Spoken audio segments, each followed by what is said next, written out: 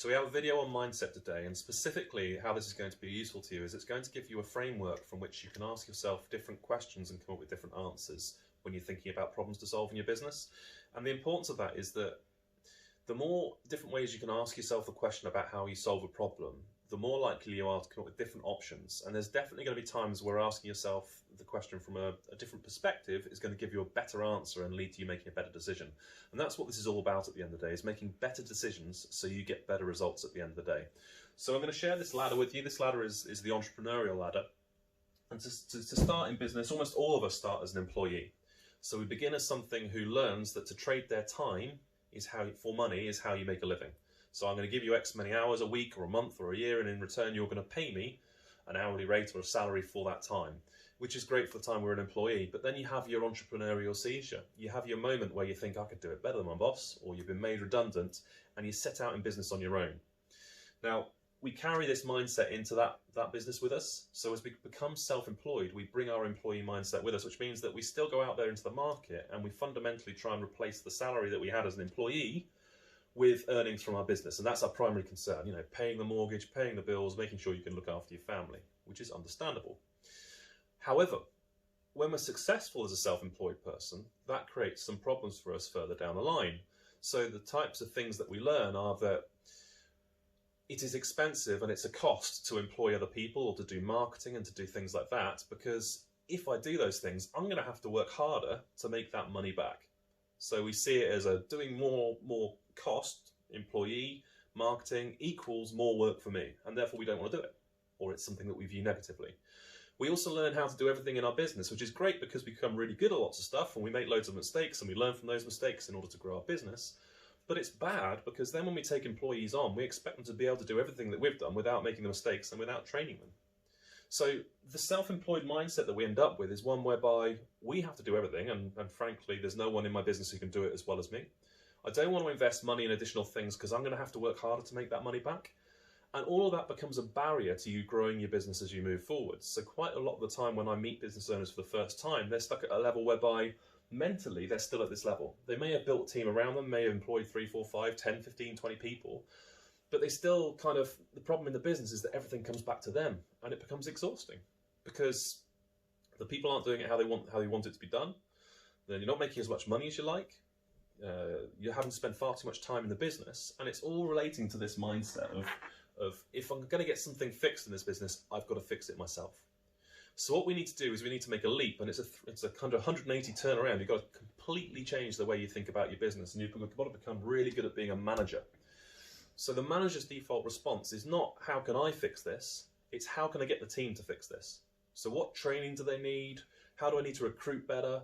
What can I do to motivate these people so that they fix this problem in the business, rather than it being me who has to fix the problem in the business? And it's almost the people who've done best at this level who have the most challenge with this movement, because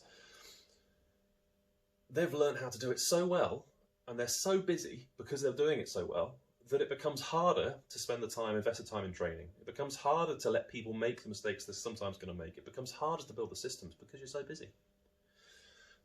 After we become manager, we want to get to business owner. Now, business owner views their business as it's not personal. It's two things. It is a source of cash flow from the profits it produces for you all the time, and it has an asset value, which is the value of the company.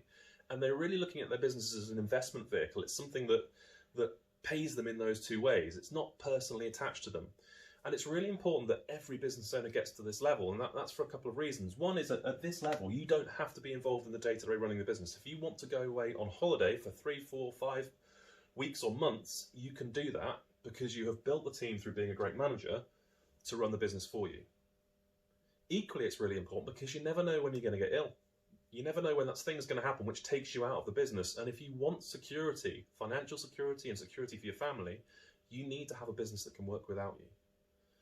So we need to start thinking like this person, and this person thinks about things in terms of investment. So if they're investing money in marketing, they're measuring using statistics and data the return they get back from that marketing, and looking to invest more and more in order to grow their business. They're investing in people and continually looking at who's the next person I might need in order to make my business more effective.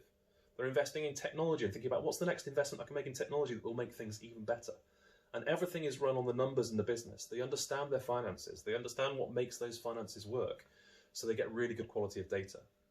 So when I started this video, I talked about how you ask yourself questions and how by asking yourself those questions you get different answers. So if you ask someone who is in this mindset the question, how can you best grow your business? They'll typically come up with answers such as I need to work harder, or I need to do more stuff, or I need to go and do this. If you ask this person, the manager, it will be about team. How do I get the team to perform better? How can I best get that individual to produce more for me? How I can get that salesperson who's working in my team to deliver better results? And if you ask this person, they'll be thinking about investment. What do I need to invest in next in order to get a return on my business, in order to make it more valuable? And if you simply ask yourself the question from those three perspectives, how would a self-employed person deal with this? How would a manager deal with this? And how would a business owner deal with this? You'll get three different answers, three different possible decisions. And I can guarantee you that if you always have those three different decisions or potential answers to work with, you will make better decisions than if you simply have the one, which is your default. We can talk about investor and entrepreneur moving into the future. An investor is someone who invests what they're getting from the business in other businesses and other properties in order to get a better return. An entrepreneur is someone who looks at how they do it wholesale. So how do they use other people's money to do that? How do they get investors on board to do that? And how do they really grow things quickly? And there are some questions around that as well. But the primary focus for most of us as small business owners is these three levels. And how do I climb up that ladder? Good luck.